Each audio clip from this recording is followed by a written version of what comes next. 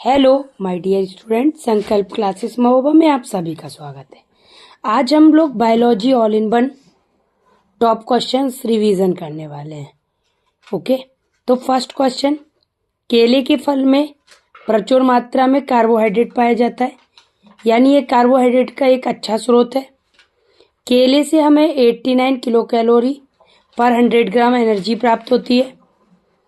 अभी डायनासोर्स के अश्मीभूत अंडे भारत में पश्चिमी गुजरात के मीराखेड़ी गांव में पाए गए थे।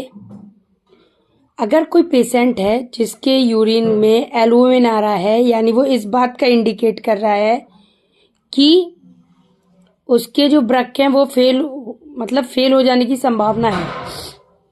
विटामिन क्या है? विटामिन एक कार्बनिक पदार्थ है। विटामिन अधिकांशतः जंतुओं द्वारा उत्पन्न होते हैं। क्या होते हैं? जंतुओं द्वारा उत्पन्न होते हैं। कैरोटीन क्या है? कैरोटीन एक विटामिन है। एंजाइम मूलतः प्रोटीन होते हैं। जब हमने प्रोटीन को डिस्कस किया तो एक लाइन बताई, all protein are enzyme but all enzyme are protein but all protein are not enzyme. ये लाइन हमें याद रखनी है।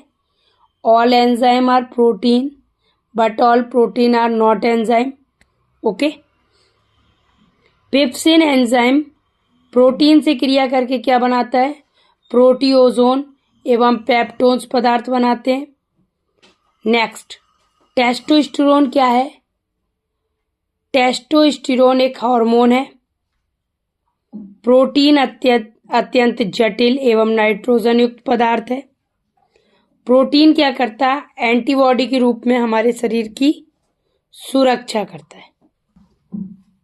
देखिए नेक्स्ट, मानव कान 20,000 चक्र प्रति सेकेंड आवृत्ति से अधिक आवृत्ति वाली ध्वनि को नहीं सुन सकता है, यानी ज्यादा 20,000 चक्र से ज्यादा वाली अगर आवृत्ति है तो हमारे कान उसे नहीं सुन पाएंगे। शरीर के निर्जलीकरण के दौरान सोडियम क्लोराइड की कमी हो जाती है, यानी अगर हमें ज़्यादा स्वेट आएगा, पसीना ज़्यादा आएगा तो हम डिहाइड्रेशन हो जाएगा। अगर तो सबसे ज़्यादा क्या कमी हो जाएगा हमारी बॉडी में? सोडियम क्लोराइड की कमी हो जाएगा। ओके, डायनासोर्स किस युग में रहे? तो माय डियर स्टूडेंट वो रहे मीसोजोइक युग में। वो कब रहे? मीसोजोइक युग में रहे।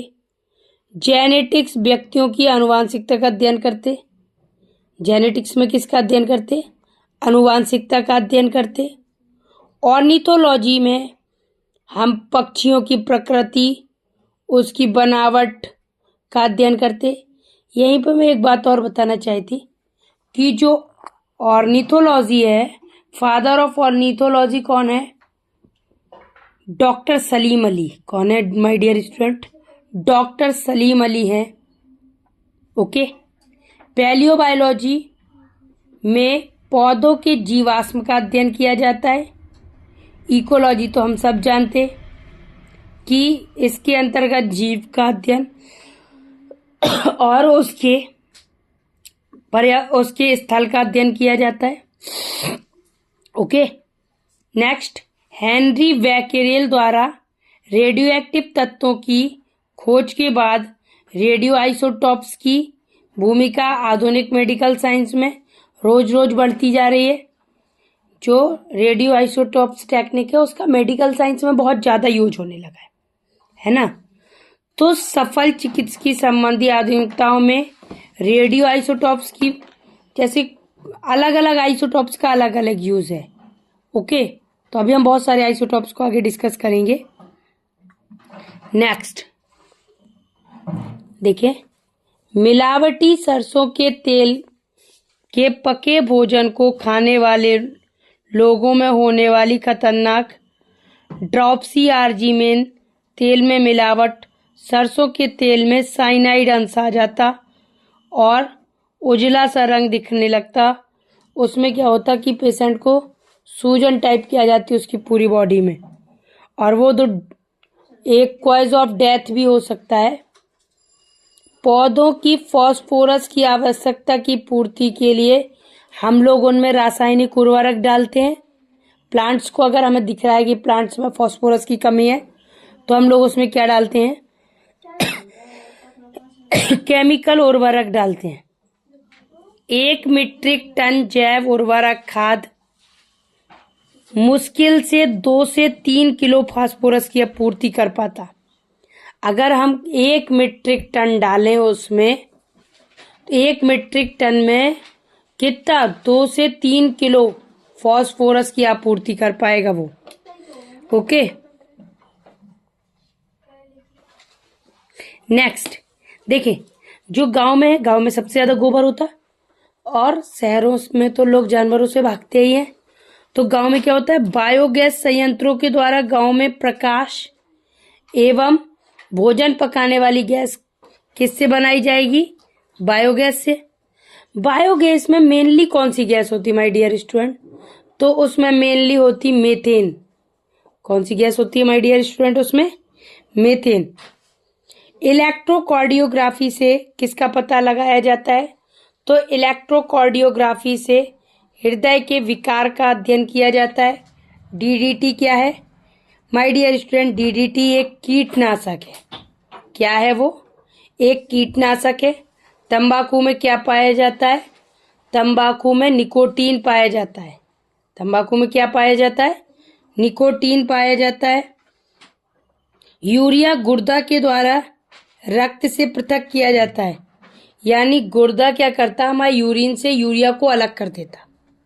ओके। विटामिन बलवर्धक तत्व हैं जिनकी अच्छे स्वास्थ्य के लिए थोड़ी सी मात्रा आवश्यक है, यानी अगर बॉडी में विटामिन है तो वो एक अच्छे स्वास्थ्य के लिए आवश्यक होते हैं। विटामिन की खोज किसने की थी? तो ल्यूनिन ने की थी। विटामिन की खोज किसने की थी? ल्यूनिन ने की थी। और विटामिन शब्द का प्रयोग किसने किया था? तो वो किया था फुंक नामक वैज्ञानिक ने। ओके। विटामिन ए, डी, ई, के ये किस में घुलनशील है? वसा में घुलनशील है। और बी और सी जल में। आप मेरे अगर यूट्यूब चैनल पे देखेंगे तो विटामिन का एक बढ़िया सा पूरा क्लास डला हुआ है, उस पे जाके आप अच्छे से पढ़ सकते हैं। ओके। अब वृक्क के कार्य संपन्न करने के लिए अपोहन की प्रोसेस होती। अगर हम कोई बच्चा है और उसे अपने फादर के साथ अपनी पैतृकता को सिद्ध करना, तो वो क्या करेगा? तो डीएनए फिंगरप्रिंटिंग होती। पैतृकता को सिद्ध करने के लिए क्या होता? डीएनए फिंगरप्रिंटिंग, डीएनए अंगुली छाप। अब देखिए, कुछ क्रांतियां हुई थी। वो क्रांतियां कौन सी क्रांति किससे संबंधित है? तो माय डियर स्टूडेंट, पीत क्रांति का संबंध तिलहन से है। श्वेत क्रांति का संबंध दुग्ध उत्पादन से है। हरित क्रांति का संबंध गेहूं उत्पादन से है। ओके। और नीली क्रांति का संबंध मत्स्य उत्पादन से है। अब ये तो मेन है। एनसीईआरटी में एक परभरण क्रांति का भी जिक्र किया गया है, वो भिंडी से संबंधित है ना। और एक लाल क्रांति होती, वो टमाटर उत्पादन से संबंधित है। लिख नहीं पाया है बट लेकिन वो भी मोस्ट है, क्योंकि परभरण क्रांति का डिस्कशन एनसीईआरटी में किया है, तो एनसीईआरटी मोस्ट है, तो उसका हर पॉइंट मोस्ट है ना। तो 2 ऐड आप कर सकते जब आप नोट्स बनाओ। एक आपको करना है, लाल क्रांति किससे संबंधित है? वो टमाटर उत्पादन से है। और परवरण क्रांति एनसीईआरटी में दिया है, वो भिंडी उत्पादन से संबंधित है। ओके।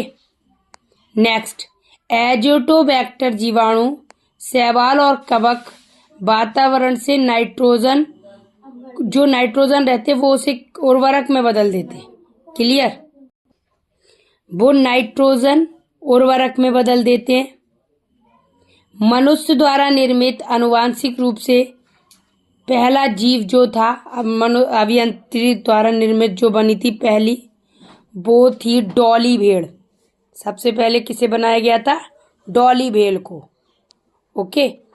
पहले बीएचयू में एक डायरेक्टर थे लालजी सिंह, उन्होंने भी बहुत काम किया आनुवांशिकी अभियांत्रिकी पे, बहुत ज़्यादा काम किया। ओके। अब हम आगे डिस्कस करने वाले हैं, एक सेकेंड। अब हम आइसोटॉप्स को आगे मैंने कहा था ना अपन डिस्कस करेंगे क्वेश्चन की फॉर्म में। तो आर्सेनिक 74 से हम लोग ट्यूमर का निदान करते हैं। आर्सेनिक 74 का यूज कहाँ किया जाता है? ट्यूमर के निदान में किया जाता है। कोबाल्ट 60 से कैंसर का निदान किया जाता है। आर्सेनिक 131 से थायराइड ग्रंथि की सक्रियता का निदान किया जाता है। सोडियम 24 से रक्त व्यतिक्रम का निदान किया जाता है। माँ और शिशु के बीच गले लगाना, चूमना या शिशु की देखभाल यानी वात्सल्य भावनाओं को कौन सा हार्मोन बढ़ाता है? तो वो है ऑक्सीटोसिन हार्मोन बढ़ाता है। कौन सा हार्मोन बढ़ाता है? ऑक्सीटोसिन। पोटेशियम की कमी से हृदय की धड़कन और नाड़ी की जो कार्यों की समस्या पैदा होती है, उसमें निम्न रक्तचाप से लकवा की संभावना हो जाती है। यानी सारे पेशेंट्स मतलब जो एज के साथ जिन्हें प्रॉब्लम हो, उन्हें हमें डाइट में पोटेशियम देना चाहिए। रेटिनॉल किसका नाम है? तो रेटिनॉल विटामिन ए का रासायनिक नाम है। रेटिनॉल से नेत्र सूख कर लाल हो जाता है। देखिए आगे नेक्स्ट क्वेश्चन है, टोकोफेरॉल किससे संबंधित है? वो स्टेरिलिटी यानी बंधता से संबंधित है। साइनोकोवोलामिन विटामिन B12 का रासायनिक नाम है। साइनोकोवालामिन मासिक व्याधि से भी संबंधित है, यानी जो मेंस्ट्रुअल साइकिल में प्रॉब्लम्स आती है उनके लिए रिस्पॉन्सिबल कौन है? साइनोकोवालामिन। नेक्स्ट, पायरिडॉक्सिन किसका नाम है? विटामिन B6 का नाम है। इसकी कमी के कारण तंत्रिका तंत्र और त्वचा में परिवर्तन आ जाते हैं। ओके, एड्स अगर किसी को हो जाए तो सबसे ज्यादा कौन सा तंत्र प्रभावित होता है? तो वो सबसे ज्यादा तो इम्यूनिटी डिस्टर्ब होती है। और सबसे ज्यादा कहाँ के लोग प्रभावित हुए? अफ्रीका में। अफ्रीका के बाद सबसे ज्यादा एड्स से प्रभावित लोग एशिया में हैं। वर्ष 2003 में लगभग 30 लाख लोगों की मौत केवल एड्स से हुई। शुष्क बर्फ में क्या? शुष्क बर्फ ठोस कार्बन डाइऑक्साइड गैस होती है। जीन थेरेपी से संबंधित लोगों का इलाज किया जाता है। क्रायोनिक्स पुनर्जीवित करने हेतु पिंडों का जमना। कोबाल्ट 60 से कैंसर का उपचार किया जाता है। मनुष्य को सबसे ज्यादा 9 कैलोरी ऊर्जा वसा से प्राप्त होती है। कार्बोहाइड्रेट से 4 कैलोरी ऊर्जा प्राप्त होती है।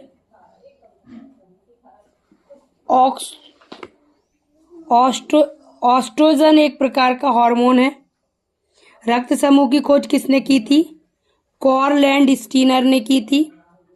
फ्लेमिंग ने पेनिसिलिन की खोज की थी। ये सारे वेरी इजी क्वेश्चन है। रॉबर्ट कोच ने टीबी जीवाणु की खोज की थी। वयस्क मनुष्य के शरीर में कितनी हड्डियां होती हैं? माय डियर स्टूडेंट, वो होती हैं 206। शिशु में कितनी होती हैं? 300। 300 अस्थियां होती हैं। एलिजा परीक्षण किसको पहचानने के लिए किया जाता है? तो माय डियर स्टूडेंट, वो किया जाता है एड्स को पहचानने के लिए। लैटेक्स अम्ल की उपस्थिति के कारण खुले में रखा गया दूध कुछ देर बाद खट्टा हो जाता है। मानव हृदय का प्रथम शल्य प्रत्यारोपण क्रिश्चियन बोनार्ड ने किया था, यानी पहला ऑपरेशन हार्ट का अगर किसी ने किया था तो मतलब ट्रांसप्लांटेशन, तो वो किया था बोनार्ड ने। किसने किया था? क्रिश्चियन बोनार्ड ने। नवजात शिशु को ट्रिपल एंटीजन की वैक्सीन उसे किस किस से बचाने के लिए दिया जाता है? कुक्कर खांसी, टिटनेस और डिप्थीरिया। इन तीनों रोगों से प्रतिरक्षित करने के लिए लगाया जाता है। मोनो हार्मोन इंसुलिन कहाँ से बनता है? वो अग्न्याशय से उत्पन्न होता है। कहाँ से उत्पन्न होता है इंसुलिन? अग्न्याशय से। नेक्स्ट, अगर आपसे कोई बोले कि जो हार्ट है वो रेस्ट करता ही नहीं है, करता है लेकिन वो हमें पता नहीं चलता ना, यानी हृदय की दो धड़कनों के बीच वो आराम कर लेता। एक क्या होती, वो सिस्टोल डायस्टोल होता है ना, उसी बीच में वो रेस्ट कर लेता है। ओके। मस्तिष्क और मेरुरज्जु पर ये चढ़ी झिल्ली में सूजन आ जाने को क्या कहते हैं? मेनिंजाइटिस। क्या बोलते हैं? मेनिंजाइटिस। जापान में 1953 में होने वाली मिनीमाटा डिसीज किसके खाने से हुई थी? मछलियों के खाने से, जो मरकरी के द्वारा मतलब उस जो वहाँ की फिशेस थी उनमें एक्सेस और उनकी फिशेस में मरकरी की एक्सेस हो गई थी, तो वो संक्रमित हो गए थे। अब अगर हमें हार्ट की आवाज को सुनना है तो वो किसके द्वारा सुनेंगे हम? तो स्टेप्थोस्कोप के द्वारा सुनेंगे। स्फेग्नोमैनोमीटर से रक्तचाप नापने में किया जाता। कैरेटोमीटर से सोने की शुद्धता की माप होती है। लैक्सोमीटर है उससे प्रकाश की तीव्रता मापी जाती। प्रकाश संश्लेषण मनुष्य के लिए नहीं बल्कि जीवधारियों के लिए महत्वपूर्ण है। अब हमारे जैसे हलसी लोगों को कहते हैं भाई हम लोग में भी फोटोसिंथेसिस होता, बढ़िया धूप में खड़े हो जाते, खाना बन जाता, ऐसा पॉसिबल नहीं है। तो ये जो फोटोसिंथेसिस का प्रोसेस है ये किसके लिए है? ये जीवधारियों के लिए नहीं, केवल प्लांट्स के लिए है। और सौर विकिरण की सबसे महत्वपूर्ण भूमिका जल चक्र में होती है। मनुष्य के अंगों में हानिकारक विकिरणों में सबसे कम प्रभावित होने वाला अंग कौन सा है? तो वो मस्तिष्क है, जबकि आंखें सबसे ज्यादा प्रभावित होती हैं। ओके। हेपेटाइटिस रोग से मनुष्य के शरीर का यकृत प्रभावित होता है। मेनिंजाइटिस रोग से स्पाइनल कॉर्ड और मस्तिष्क प्रभावित होते हैं। अभी पहले बता चुके कि मेनिंजाइटिस किसे बोलते? अगर मस्तिष्क और स्पाइनल कॉर्ड में सूजन आ जाए तो उसे बोलते मेनिंजाइटिस। Okay, clear. अब नेक्स्ट, अगर अतिसार या पेचिस टाइफाइड से आंत और देखें, अतिसार से पेच से आंतों का अग्रभाग, टाइफाइड से और निमोनिया से फेफड़े प्रभावित होते हैं। डायबिटीज ट्रेकोमा रोग से अग्न्याशय, गुर्दे, आंखें ये सारे प्रभावित होते हैं। आर्थराइटिस से जोड़ों में सूजन होती है। पीलिया से सबसे ज्यादा यकृत प्रभावित होता है। ओके। गति प्रेरक पेसमेकर हृदय स्पंदन को प्रारंभ कराता है। गति प्रेरक पेसमेकर हृदय स्पंदन को नियंत्रित करता है। थाइमिन B1 का नाम है। देखें, जो थाइमिन विटामिन B1 का नाम है, B2 का नाम क्या है? राइबोफ्लोविन। ओके। विटामिन B5 का पेंटाथेनिक एसिड, B6 का पायरिडॉक्सिन, B7 का निकोटिनिक अम्ल, B12 का साइनोकोबालामिन, विटामिन C को एस्कार्बिक अम्ल, vitamin D calciferol, vitamin E tocopherol. मैंने आपको बताया है कि मेरे विटामिन का क्लास यूट्यूब पे आप डला हुआ है, उस पर जाके देख सकते हैं, बहुत अच्छे से डिटेल में डला हुआ है। ओके। नेक्स्ट आगे देखने वाले हैं। अब देखें, बायोलॉजी के कुछ ब्रांचेस के बारे में डिस्कस करेंगे कि किस ब्रांच में किसको स्टडी किया जाता है। ओके। जैसे कार्डियोलॉजी किससे रिलेटेड है? वो हृदय से। नेफ्रोलॉजिस्ट किससे रिलेटेड है? गुर्दा से। न्यूरोलॉजिस्ट किससे हैं? मूत्र नलिका से। और आर्कुलिस्ट आँखों से, आंखें से हैं वो। और गाइनोकोलॉजिस्ट वो स्त्री रोग से। न्यूरोलॉजिस्ट मस्तिष्क से। अब देखें, एलिसा परीक्षण से एड्स की पहचान होती। दोबारा रिपीट हो गया। हमारे शरीर की लघुत्तम हड्डी कान में, उसका नाम क्या है? स्टेपीज। सबसे छोटी हड्डी कहाँ होती? कान में। उसका नाम क्या है? स्टेपीज। और सबसे बड़ी कहाँ होती? जांघ में। उसका नाम क्या है? फीमर। ओके। पोलियो वायरस है। पांडु रोग भी वायरस से होता। चेचक भी वायरस से होती, लेकिन diphtheria my dear student bacteria से होती। ओके, अब ये देखें, समुद्री घोड़ा है वो मत्स्य वर्ग में आता, और इसी को क्या बोलते, दरियाई घोड़ा। समुद्री घोड़ा मत्स्य वर्ग से संबंधित है, इसे दरियाई घोड़ा भी कहते हैं। ओके, मानव मूत्र अगर पीला रंग किसके कारण होता है, वो यूरोक्रोम वर्णक के कारण होता है। मानव यूरिन का कलर येलो किसके कारण होता है, वृद्धावस्था और काल प्रभावन के ज्ञान के लिए किस विद्या का यूज किया जाता है, वो है जेरेंटोलॉजी। हर्पीज, पोलियो, चेचक, ये सब किससे होते, ये सारे वायरस से होने वाली बीमारियां हैं। ओके, टिटनेस रोग जीवाणु के कारण होती है, ऐसे लॉक जॉ डिसीज भी कहते हैं, इसमें जॉ लॉक हो जाते। एम्फाइसीमा एक ऐसी व्याधि है जो पर्यावरण प्रदूषण के द्वारा होती है और इससे फेफड़े प्रभावित होते हैं। एम्फाइसीमा से कौन प्रभावित होते हैं, फेफड़े। ओके, अब 2,4-D क्या है, ये एक खरपतनाशी है। बहुत पूछा जाता है क्वेश्चन कि 2,4-D क्या है। ये एक खरपतवारनाशी है। मनुष्य में मांसपेशियों में थकावट किसके कारण आती है, वो मांसपेशियों में लैक्टिक अम्ल जमा हो जाता है, उसके कारण थकान आती है। प्रत्यक्ष ऊतक जो हड्डियों को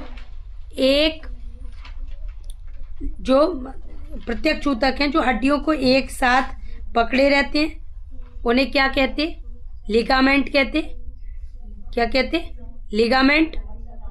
आंतों को कौन सा फीवर सबसे ज्यादा प्रभावित करता, तो माय डियर स्टूडेंट वो है टाइफाइड। मरीजों के पेट के अंदर का परीक्षण करने के लिए डॉक्टर एंडोस्कोप, प्रकाश का सकल आंतरिक परिवर्तन सिद्धांत के द्वारा कार्य करके पूरे पेट की जांच करते। मैड काउ रोग किसके द्वारा होता, वो होता है प्रियॉन्स के द्वारा। खमीर कवक एक अच्छा खमीर जो है वो कवक का उदाहरण है। एड्स के लिए रेट्रो विषाणु उत्तरदायी होता है। 3 चैम्बर हार्ट किस में होता है, मेढक में। 4 चैम्बर हार्ट किस में होता है, मनुष्यों में, हम में।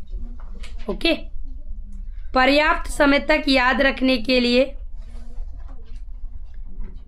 मतलब कोई भी वो लॉन्ग टाइम तक याद रखने के लिए विटामिन B6 मददगार होता है।